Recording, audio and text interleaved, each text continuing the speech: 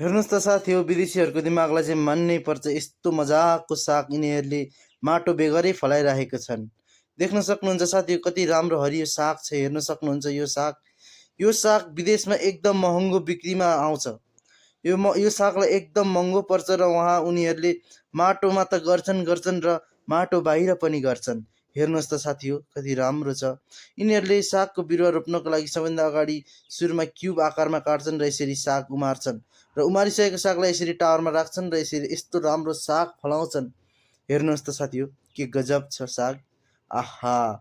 र यो सागको बिया हो र यो सागको बियालाई यसरी चम्चीले रोपिन्छ र थोरै थोरै रूपमा यो दुई प्रकारको साग रोपिएको छ। थोरै मात्र छ यहाँ।